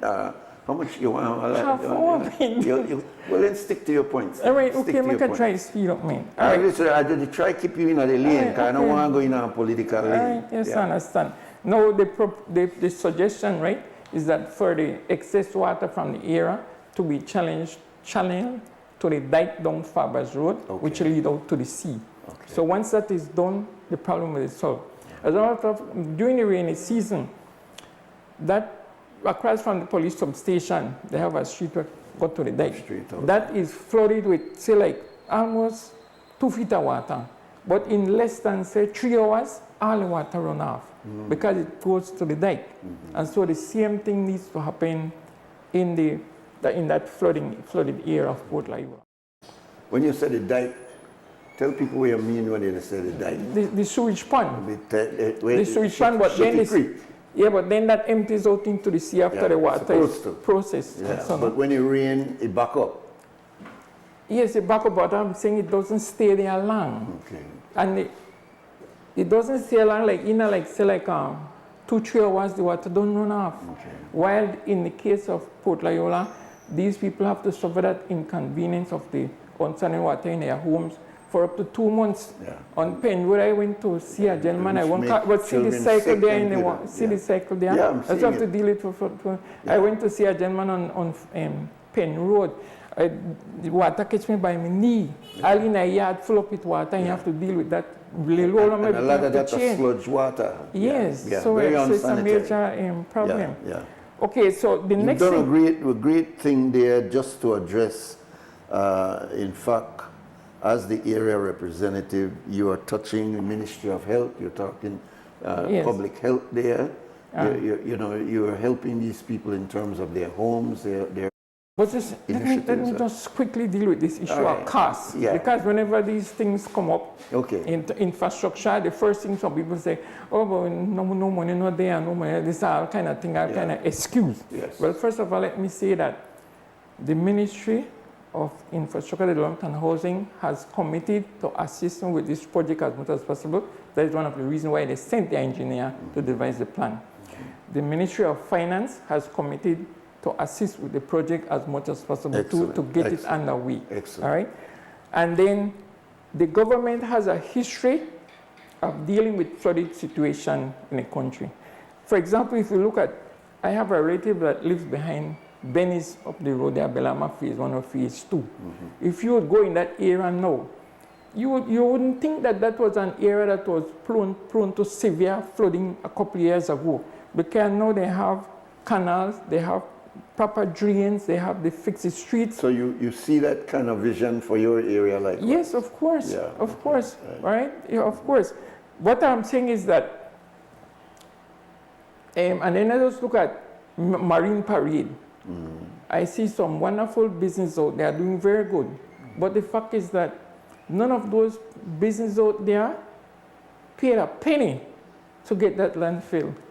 That land was filled up by the government, and then afterwards, a different person acquired the land out there. So what I'm saying is that in the same way that government resources are used to fill land in other areas, in the case of Port Loyola, I'm happy to say that again, the Ministry of Finance, MIDH, and the others have committed to using government resources to get this problem in Fab. Are you also partnering with the city, because the city is also responsible for every part of the city? Yes. Are they also involved in your project? As a matter of fact, I took senior persons from the Belize City Council in that era to view the situation. And we try to work together as much as possible. So the council is aware of it. Some resources in there. They will be putting some of their resources. Yes, and in all fairness to them, they have assisted me with in digging some of the drains in some areas. But as I said, digging a small drain down the solution. The solution You need more. A major drain so that the bulk of the water in that lower area runs out. But in all fairness, this conclude those help me. But So I just want to finish. With MIDH, are you saying they then have some sort of master plan as to how this thing is going to? Yes, that is why they sent the engineer there. So that is about to come. You're going to have a master plan. Yes, and very then good. The Ministry of Finance has already, and even the PM has committed to working to get this problem addressed as possible. But I just want to set some very quickly. Yeah. You have like, for example, years ago when I traveled around Lake Kai, you had a lot of swamp areas. Yeah. Swamp areas. You go in those areas now, and you would think that it was like that 10, 15 years ago. And we are saying that once government goes through on a similar commitment to deal with the flooding problem in Port Loyola, 10 years from now, you'll be surprised how many beautiful homes, businesses, and so on you'll see in that area. Indeed. All right?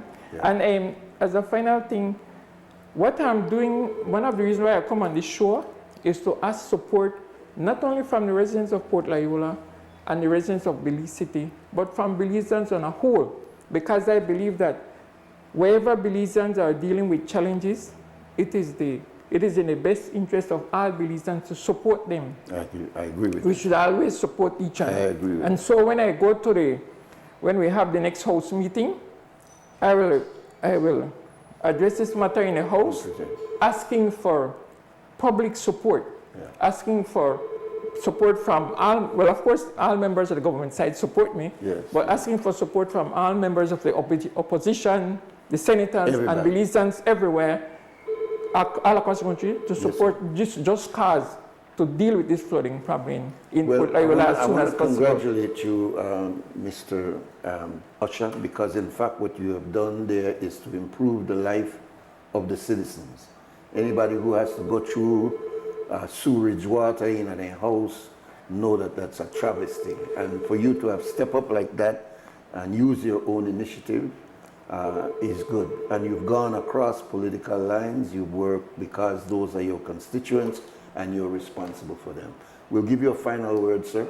Well, again, I want to say thanks to the station for WUB for allowing me to come on the air.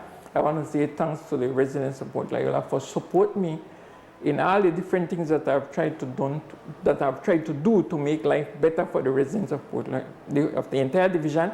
And also, I want to make a special reference to the residents of True Walla Alley, Arlington Drive Extension, Farber's Road, where the starter homes are.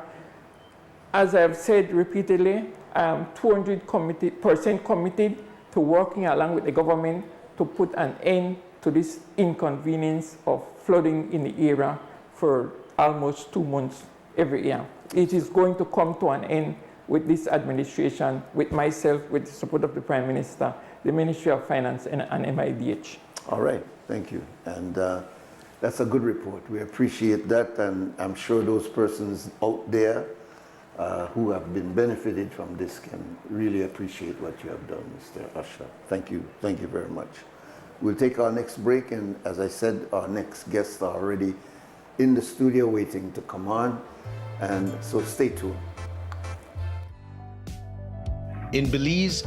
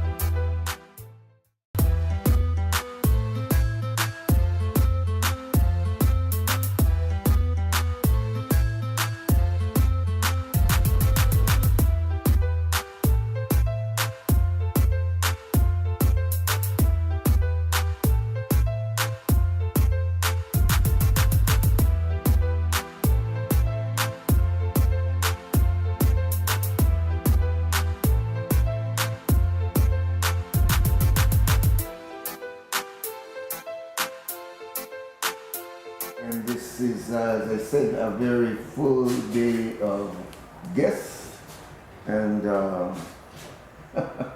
we want to introduce our guests, and let's start with the representative that comes here every time there's an event to talk about. She's always here. And I don't want to call her partner, but she's always seems to be here with her over the last few months, I would say. Welcome, my sister. Tell us about this. Welcome. Thank you so much. Well, we're from the Belize City Council, and we always come with good news, and we always come with something positive for the community to do. And so this weekend we are hosting our second annual Hot Cross Bun and Food Festival at the Memorial Park, 11 a.m. to 6 p.m. And the goal of this event really, it was conceptualized originally by the mayor in 2023. And the goal of this event is really to capture the Belizean Easter and what that feels like and what that entails, right? And so we have a couple elements going on here, because I mean the Belizean experience for Easter is, you know, it has multiple levels, right? It does. So a part of this event, a main part is going to be our hot cross bun competition. Oh, competition. Anybody can enter this competition. Just bring a good hot cross bun, right? You don't need to have a business. We have 2 council members and 2 professional bakers to judge these buns, right? Okay, I think we have about 15 people already signed up for this hot cross bun competition. Yes. The first prize is $500, the second prize is $300, and the third prize is $200. Oh, wow. And so this is definitely going to be a big part of this event. Judges going to be at 3 p.m. We also have we always have a kids zone. We always have cotton candy and snow cones at bouncy houses. But again, the Easter experience. So we've added a water element, a splash zone for the kids. So we're going to be having pools, foam party. We're going to be having a sprinkling trampoline. Oh boy. This is free kids So era, the right? children will be enjoying themselves. Okay. Yes. With that nice breeze. Could you send them more? Yes, so it's in front of the sea. Again, really kind of getting that Easter feeling, like Easter sea breeze, right? Okay. So again, this Sunday Memorial Park, a part of the Easter experience, again, we want to ensure that we don't forget what Easter is really about, right? Okay. So we have engaged some really great praise teams. I'm going to have Mish give us a list of which praise teams are going to be here Sunday. Of course, we have the Trinity. Welcome to. Thanks for having us. Yes, we have the... Don't you look bright this morning? Well, I hope actually... that our camera can adjust to all this. Well, I am ready for this Sunday at the Hot Cross Bun Food Festival, and it ties in with the Easter, feeling bright and cheery.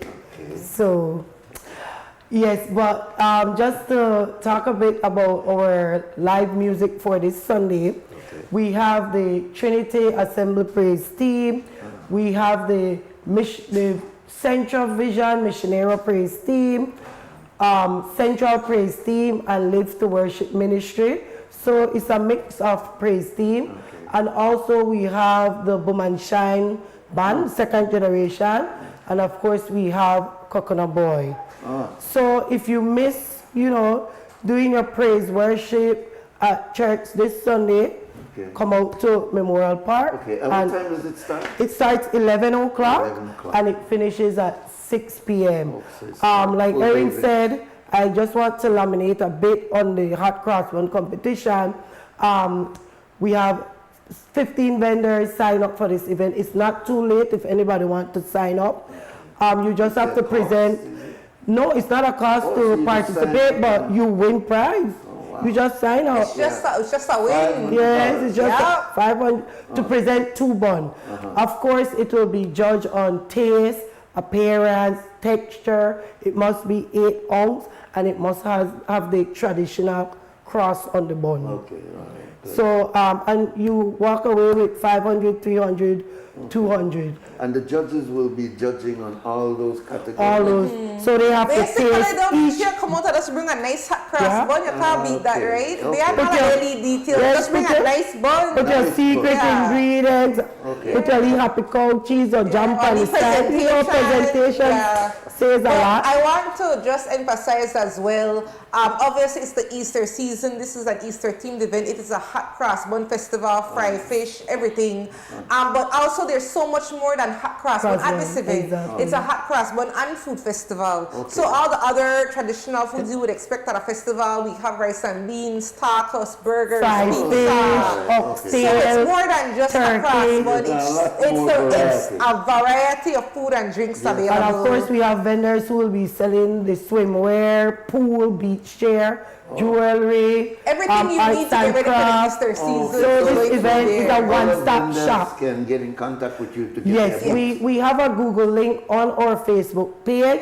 You just sign up through that Google link and we'll respond to you. But it is as easy as that. Once you fill that out, you submit it, you are in. Okay. And it's only $25 for a 10 by 10 space. We give you the space, you bring your tent, your chair, your table, and you go from there. If you need electricity, we also provide electricity. So no cost for that. It's $25. All right. That's very good for $25. And focus again with the children, because a lot of time it's children enjoying I mean, what we always try to create is a family environment, right? And so we have adult drinks, kid drinks, but also we want to ensure that kids feel a part of this thing and that, you know, it's being inclusive. And so that's where our kids zone always comes in for this event. It's a very special event. So we have really double, triple down on the kids zone offering. We have cotton candy, we have a clown, we have Easter bunny. All of this is free treats And for of the course, kids, right? And free egg hunt. free Easter egg hunt, and of course the splash zone, the swimming pools, all available to them free of cost. Yes. And this splash zone, what that means?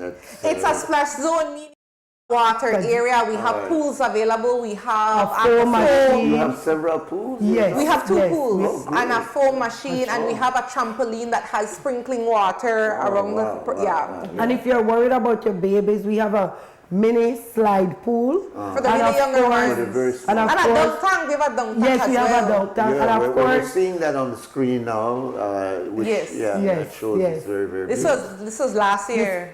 Yeah. No, but you were seeing an example of what it is. Yes. This is good. This is good. Yeah. and of course, we're dealing with kids, we're dealing with water. So we have our city council staff who will be out in full force, ensuring that, you know, these kids are safe. But we're asking the parents to remain in the zone. We have a tent special for parents to sit and wait and monitor their children, so they're not in the sun. No. Don't leave your kids there. Never leave your kids in the water area. Yes. Very good. Very good. So bring your swimwear. And bring the swimwear for the kids. Come out for the Bring festivities. your sunscreen. If not, we have vendors having sunscreen on sale. Yeah. And if you don't want to bake, don't want to cook this Sunday, this is to be all the food options. So all kind of food on there also. Oh man, this is. We have a vendor. We have a vendor frying fish on the spot, so you get your nice hot fish. Yes.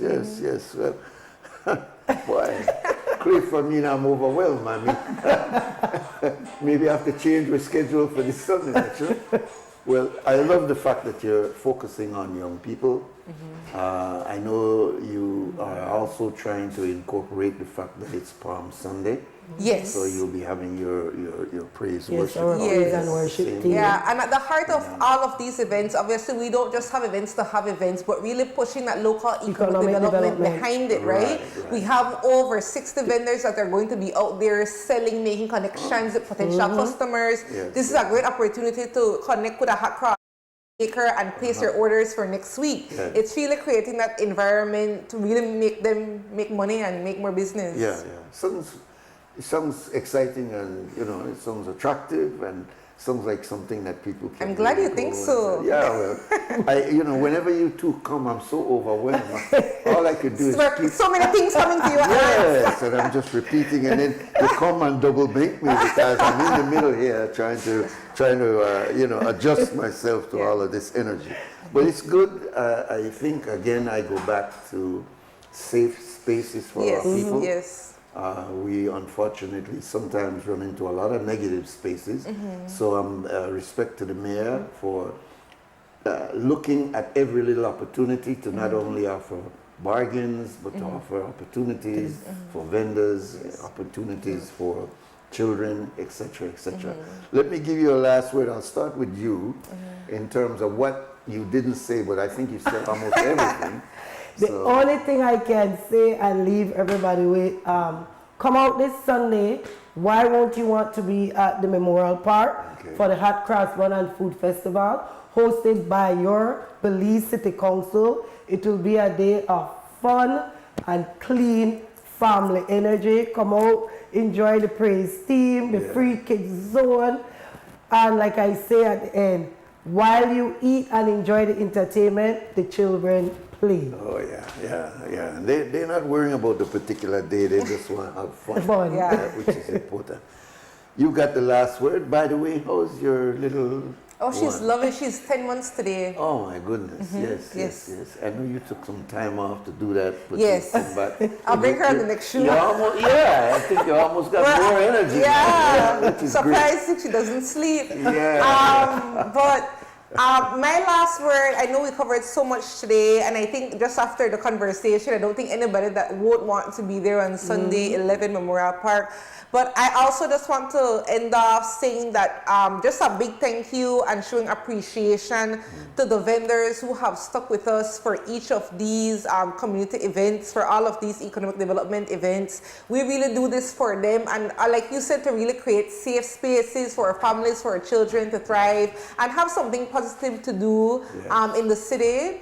And also, we also always want to thank the mayor and our councillors for showing support for these events. Obviously, these are things that they have to inspire, things that they have to approve. And so we're very grateful for them supporting us to get these things done. Yeah, good. Well, I'll tell you one thing, Bernard. You get some excellent representatives of your vision. And this is good. It's absolutely good. We hope that you will go out. I mean, especially those of you with children, to enjoy a safe space. As I said, children are not really concerned about the particular day and the name of the day. They just want to have like fun. Mish, I think school closes Yes, this week, school right? closes So I mean, today. it's fun for all. No school Monday. Yes, No school so Monday. it's a good enjoyable period. Thank you very much. Thank you for having us. Thank you so much. We appreciate it. We'll take our final break and come back and close off for the morning. Take a deep breath.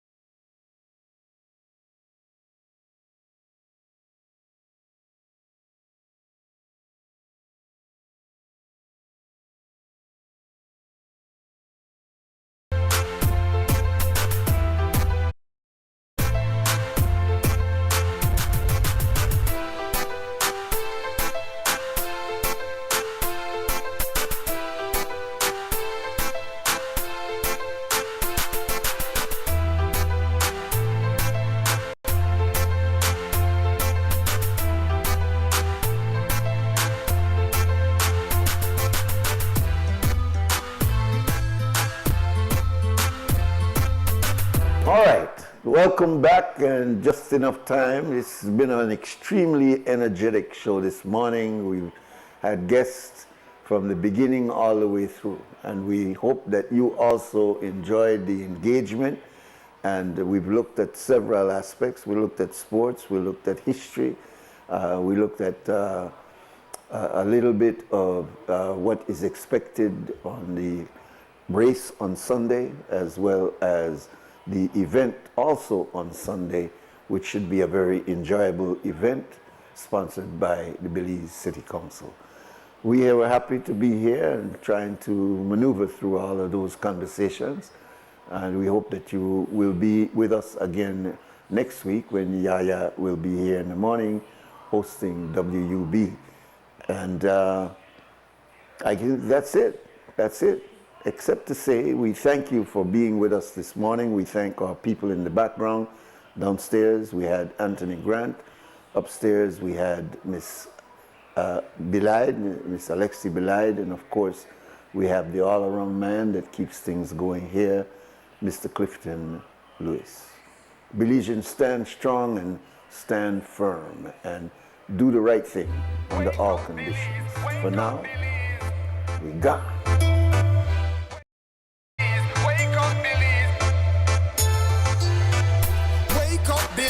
Wake up, Belize. Another day is here. Wake up, Belize. We gotta keep moving, na na na na. Wake up, Belize. Everybody gotta put their time in. Wake up, Belize. Voice our opinion and place your calling. WB. Be yourself, see yourself. This is a show of people. Belize our hopes up to needless reason. Nobody feel left out. Is the vibe we deal.